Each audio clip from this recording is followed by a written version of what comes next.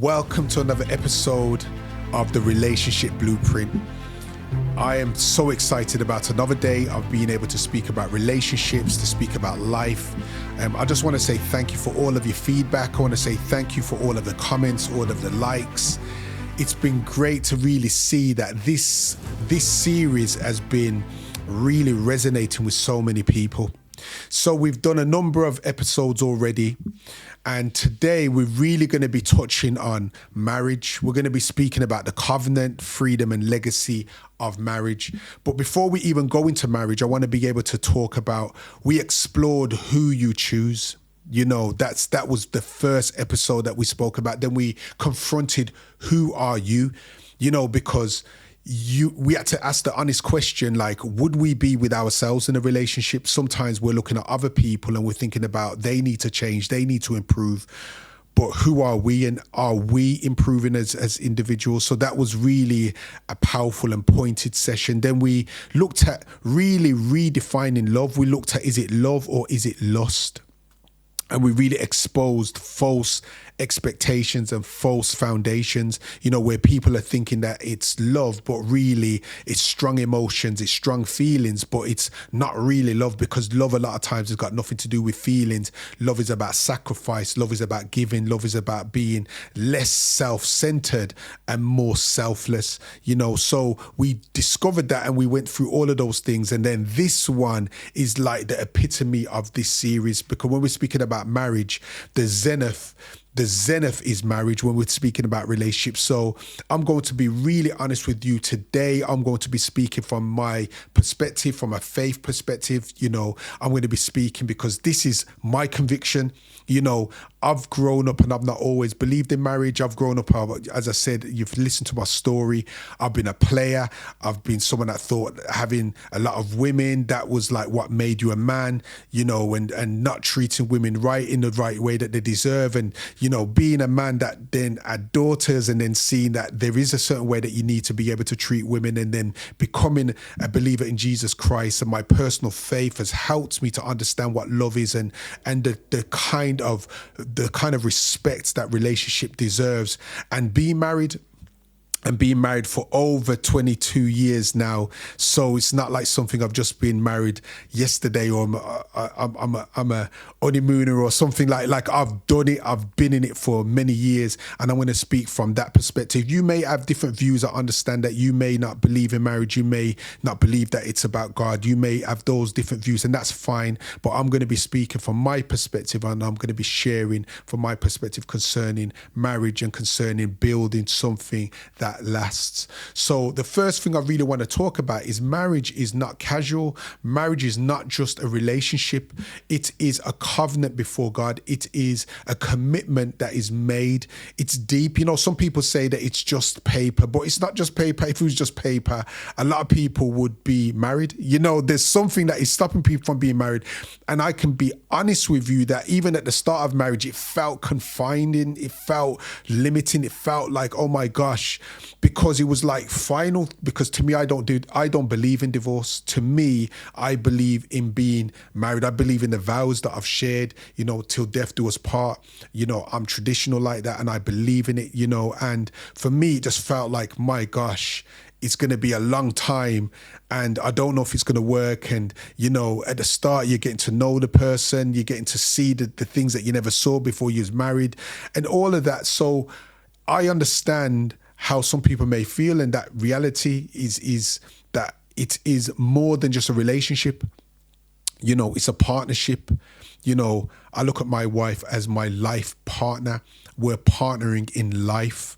We're partnering to do life. Like, we're both working together to get the most out of our lives and get the most out of each other's lives, because we're partnering to do life. We're partnering to do parenting. We're partnering to do business. We're partnering to be friends. You know, me and my wife, we're besties. You know, it's like something deeper than just a romantic relationship, because it's not always romantic, you know, and it carries great responsibility. You know, being married is you're not just there for yourself. That's one of the things I would say really about marriage. It's not just about you getting what you want out of it. It's like you're there to serve and you're there to be served. You're there to give, you're there to receive. It's something that's deeper than just a relationship and you go and eat Nando's and you go cinema and it's deeper, it's and we'll talk about more about it through this talk.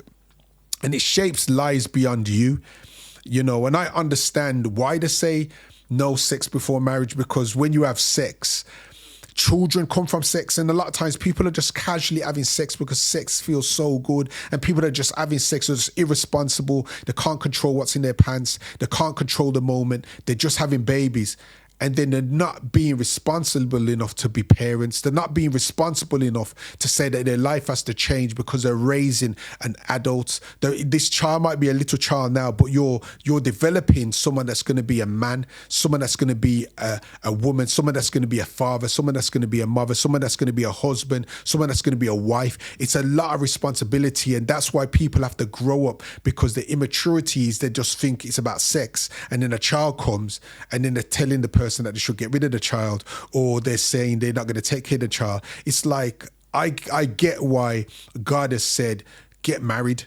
Because when you get married and you've taken the time to be married and do the things that, you do before being married, and you're courting and you're being together, you're like, when you've got a solid relationship and a child is born, the child is being born into security.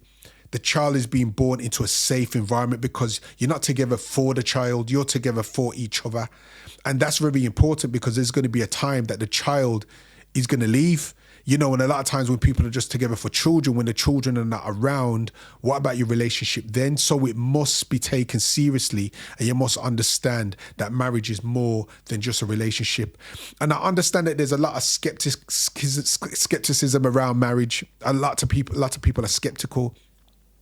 I get it. Many have seen it fail. They've seen that marriage doesn't work, and then they're thinking like, what's the point? You get together, you do all of this, you spend so much money, and then you're not together, there's people doing prenup agreements and all that kind of, I understand it, many have experienced pain. So they're like, why am I getting married for? I don't want to take the risk. I would prefer to not be married. I prefer to be able to just end when I need to end. Getting married and then ending, it's more complicated than just ending. You got to get divorced. You got to go through all of those different things. And that's why it's more than just a relationship. And many people no longer believe it works. Some people think marriage is old-fashioned, and many avoid it, and I really get that. And why people feel this way, there's a number of different reasons. They've seen broken relationships. A lot of times when people have seen like their parents get divorced, or this in the parents' part, then they've been like, I don't want to get married. I don't want to go through that pain. And sometimes they are trying to avoid the trauma that they experienced as a child, because the trauma of being a child from a broken family, that was so painful, especially from a child's experience.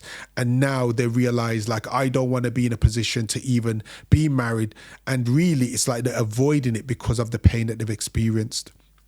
So I do understand that. And sometimes they lack healthy examples of what marriage should look like. So they feel it doesn't make sense. They've not seen it before. They've seen instability. That's what they're used to. And their experiences and their views have been shaped by what they have observed. So I get that. And I'm not naive. I'm not someone that has just coming into the world and I'm like, yeah, you should get married. I never thought that, and I never believed it at the start. I was skeptical. I was like, if I'm going to get married, I'm going to get married when I'm 50. I'm going to get married when I've sown all my royal oats. I've had all my fun. I've had all the women I want to have, and then I'm going to settle down. That was my point of view. That was my belief as a person. So I can understand if you've probably still got that view right now, you're probably at that stage of your reality. But I have learned that it is more than what I thought, and I really want you to understand that many people haven't seen the big picture, or them not seen the full picture. They've seen this. They've seen what has failed. They've seen, being in a family where the family's broken down and dad's left home or mum's left home, and it was very hard after, and that's what their experiences of marriage. But not all marriages fail. Many marriages last. There's many healthy marriages that exist. I know many people that have been married for decades. You see them and you just see them growing together. You see them growing stronger. You see them building something. They're building legacy. They've got children and they're building businesses. They're building estates. They're building finances. They're building wealth. They've seen that this is a team. The smallest denominator of a team is two. And when you've got a husband and a wife and they're really committed and they've learnt about how do I get on with this person, how do I live with this person, and they're working together, that is a great foundation to build a team. And many people are building, and two people together is better than one. The reality of it is even something as simple as getting furniture into your house. You look on some boxes, it says there needs to be two people carrying this box. There's some things as an individual you can't do by yourself. You can't do by yourself. And you could call your neighbor, or you could call your friend, or you could call someone in your family. But the reason of having marriage and having a healthy marriage and having stability is having someone that you could do life with, and someone that you can build with, and someone that you can grow with, and someone that you can grow old with, And that is a beautiful thing. There's so many great statistics about marriage, that people that are married, they live longer. People that are married, they're more healthy. People that are married, there's more wealth in the family. There's so much good statistics, but it does depend on how it's built. Because if you've got a selfie mindset and you've just got an immature mindset, or you've got a limited mindset, or you've got a mindset that doesn't understand the bigger breadth of the potential of marriage, you could probably build it in a wrong way. And there is another reality. So I just want you to understand, you could be skeptical. You could say it's old, it's traditional. We don't need that now. But I want to let you know that there's good examples of people that have been married and it does work. I mean, the reality of it is that the alternative is no commitment. That's the alternative. Marriage is commitment, and it's deep commitments. There's financial commitment, there's even mortgage commitment, both your names on the deed, there's all that kind of different level of commitment. But the alternative is just no commitment, and some avoid marriages. They feel it's too heavy. They just want to just do them, Some choose freedom without responsibility. They think it's freedom, but the reality of it is a lot of times it's not really freedom, and some stay undefined, we're just together, Why do we need to get married? We're just together, we're just doing this, and some avoid the commitment, and this creates instability because sometimes you got one person that wants to get married, and then you got other person that doesn't want to get married. Now you have to think, how do you avoid those situations? Because the longer you're together, if one person wants to get married and one person doesn't want to get married, that's going to create conflict, because one person's going to be satisfied and one person's not going to be satisfied. One person's going to probably feel pressured and one person's going to feel it's not going in the direction that it should quick enough. So this is something that we really need to consider. Remember, this is a relationship blueprint, and whether people want to admit it or not, whether people want to be honest or not, people want to be in a relationship, and they want to be in a relationship a lot of times for a long time. They want to be in a relationship, they want to have children, and, they want to be able to build. And if you want to have that kind of relationship, why wouldn't you have a marriage? Just why wouldn't you have a marriage? Because ultimately, deep down, people want to be together. Deep down, people want to be accepted. Deep down, people want to belong. Deep down, people want to be appreciated. Deep down, people want someone that's faithful. Deep down, people want some level of commitment because there's stability. So that's the reality. But even when we're talking about marriage, it's got to be freedom. It's not saying that you're coerced or you're forced into love, because love, you cannot be forced in love. Love has to be a free will thing. And that's why even the beauty of God, that God loves us so much. God gives us the choice of whether we want him or not, because that's true love. Because if you just had no choice and you had to be a believer, then that that wouldn't be love.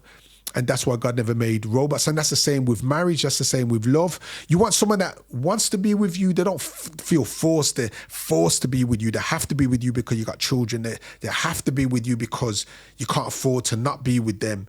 You know, that's not the best scenario. And I understand there's different levels. I understand that there's gold, silver, and bronze.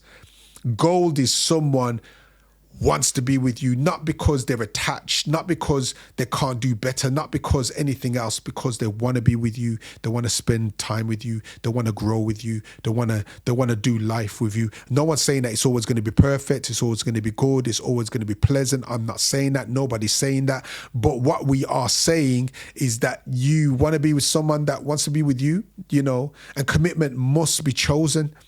It's got to be something you choose. You choose to be in commitment. And that's why you have to ask questions and say, is this for me? Is this not for me? Are we still good? Are we not good? You know, you always have to ask questions. And sometimes those questions can be difficult because the answer to those questions can be difficult. But we've got to ask those questions because you shall know the truth and the truth shall set you free. Marriage must be willing. Love is freely given. And choice creates strength. So love really requires freedom. And my experience of marriage, at the start of it was tough. I'm not going to lie. Like getting my head around marriage, getting my head around this is the person that I'm going to be with and we're doing life. And, you know, because we never moved in until we was married, we never had sex until we was married. We never had children until we was married. You know, we done it through faith, as I said, believing in God. That's what I done. That's what you should do if you're believing in God and living with God and you're serious about God, you know, and you're 100% and you're on fire for God, then you're going to be making those sacrifices. You're going to be pleasing God, not pleasing yourself, you know, and that was beautiful because what it done is it helped us to become friends. It helped us to understand who each other is. It helped us to see that we've got a relationship without sex. You know, we got a relationship that's healthy. We like being with each other. It doesn't have to just be sexual. You know, like a lot of times when people have relationships and it's just about sex, a lot of times it's not necessarily a great situation because if sex is just your only driver, then what's going to stop them from having sex elsewhere or wanting to have sex elsewhere or so forth? But one thing that you can be sure of, which is really encouraging, is if the person you're with is so honorable and so respectful to say they won't even have sex with you until you're married, imagine the kind of security that gives you, because you know that they can have self-control with you.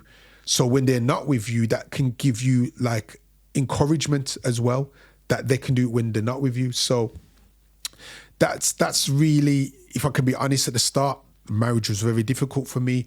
It challenged my growth. It challenged my immaturity. You know, women grow up much more emotionally quicker than men in general. I'm not going to say it with every situation, but even when you think about like children and you think about like the toys that they have, you know, boys have got like little guns and cars and little bikes or whatever. And a lot of times, you know, the little girls, they've got like little doll. They got like little baby. They're taking care of this little baby from before they're a baby themselves.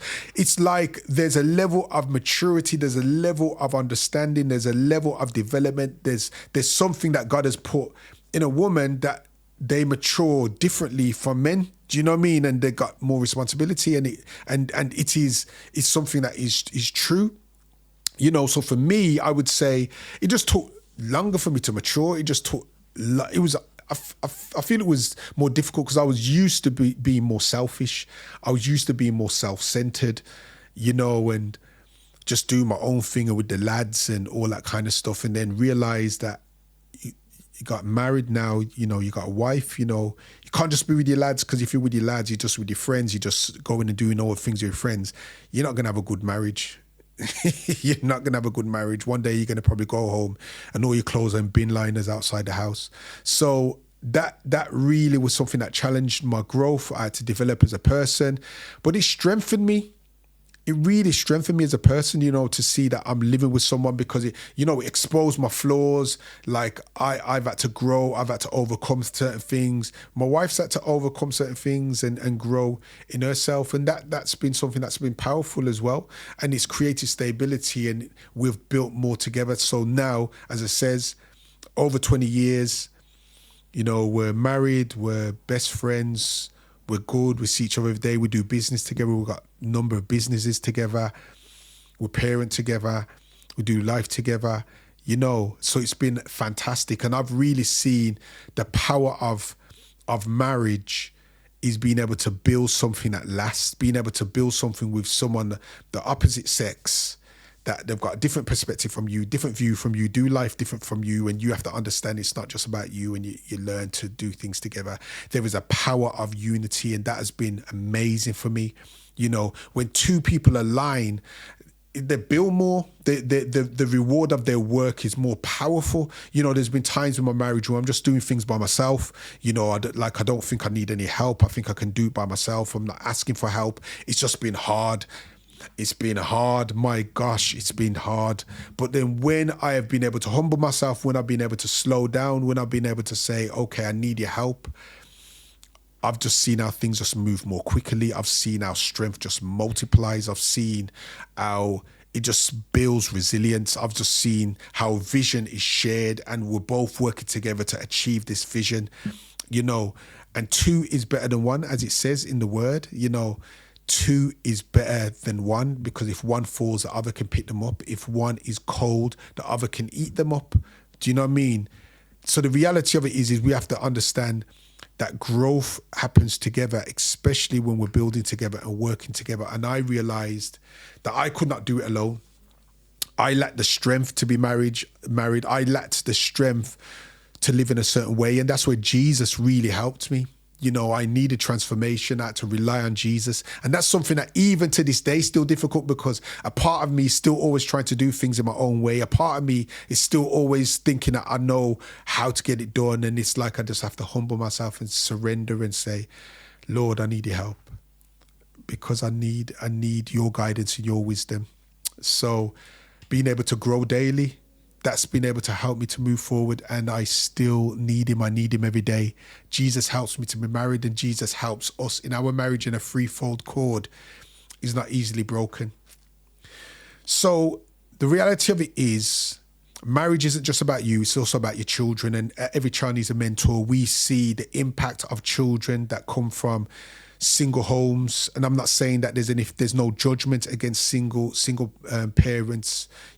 I was grown up with a single mother. I understand it, but I see the impact of it. I see the impact of when children are not around their fathers, or when they're not around their mothers. I see the emotional hurt that they carry. I see the gaps in their development. I see it, when the children have wounds and they bring those wounds into their relationships, and they lack guidance and identity struggles. They have so much of them, and they have real consequences of when they come from broken homes. Let's not be naive. Let's not be all like going on like we don't need men or we don't need women. Like that is rubbish, honestly. Like, you can survive and you have to do it if they're not there. I get that. But if it takes two to bring a child into the world, you couldn't bring a child into the world by yourself. So how are you going to bring and develop that child all the way from ground zero up to them being adults by yourself? And yes, it is possible, because my mum's done it. A lot of mums have done it. A lot of dads have done it. But my mum will be the first to tell you that she knows that she could not make me become a man. She couldn't build me. She couldn't make me be a man. She could raise a boy, but she couldn't make me become a man, because she's a woman. And I think that we need to understand that. And fathers need help to raise daughters. So when we are coming to the end of this, and we realize the benefits of going from relationships, from relationship with yourself, a relationship with someone else, a relationship that's not just about lust, but it's about love, a relationship that then can progress and upgrade into marriage, It will provide more loving homes if it's done well. It will provide stability and security, and it will provide a healthy model of what it looks like of two people being together, and it helps confidence to grow, and the difference is clear. So I want to ask you, what are you building?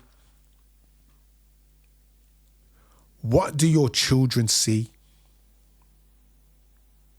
Are you ready for something deeper? You know, are you ready to take the risk and go to the next stage? And are you growing, or are you stagnant? You know, are you emotionally limited because of your limited growth and limited depth, because you're not giving more, you're not letting the other person in? And what legacy will you leave? So I'm going to pray for you, and I'm going to pray for me, because we need help. And I'll come to you and I say, Lord Jesus, right now I pray for everyone that is watching this video, and everyone that is listening to this video, and everyone that is considering the thoughts that are being shared. I pray for everyone that's married. I pray that you would help them to understand each other. I pray that you help them to communicate properly with each other. I pray that you help them to be able to not be selfish, and to be able to be selfless, and to grow. I pray that you help them to help each other. I pray that you would help them to not just give in, not just to throw in the towel, not just to think it's not working, so it's best that we not be together. I pray that you would give them resilience. I pray that you would give them the tenacity. I pray that you give them the determination. I pray that you give them the encouragement. I pray that you would do this, that they can be able to help each other and to build in marriage. And I pray for those that are skeptical, those that have probably been hurt, those that have probably seen a broken family, or seen broken marriage, or seen divorce, or whatever it is, and they are skeptical and they're still carrying trauma, or they're just not interested. Lord, I pray, if they're not interested, that's fine. But I pray that it won't be for a negative reason, or it won't be for a reason because of the trauma. It won't be for beliefs or lies that they've meditated in their mind for many years. I pray that, dear God, that everyone doesn't have to get married. Marriage isn't for everyone, but I pray that those that are saying they don't want to get married, I pray that it's for good reasons, that they can live with, and they don't grow, and then they have years of regret. And I pray that in the name of Jesus, that you will help people to realize who would be a great spouse for them, who would be a great wife, who would be a great husband, and that they would be able to be that person that they want for themselves as well. So they're not just focusing on the external person, but they're focusing on themselves, so they can be able to be someone that brings a blessing to someone else. And I pray that even in a marriage analogy, that people will see the love of God and how much you love us in marriage. I pray that they'll be able to see that as an example. And I thank you right now for this season. I thank you right now for this series. I thank you right now for this episode. In Jesus' name, amen. So as we finish now, I want to say, your charge, go and build a great legacy. Go and build a great family. Go and shape the next generation. Make sure you understand you are creating the legacy. This is bigger than you, and build it right. Whether you're married, whether you're not, I would say build what you have to build right. And I want to say thank you for being with me this week. And I look forward to you coming and joining me next week as we journey together, as we heal together, and we go on this journey. Take care.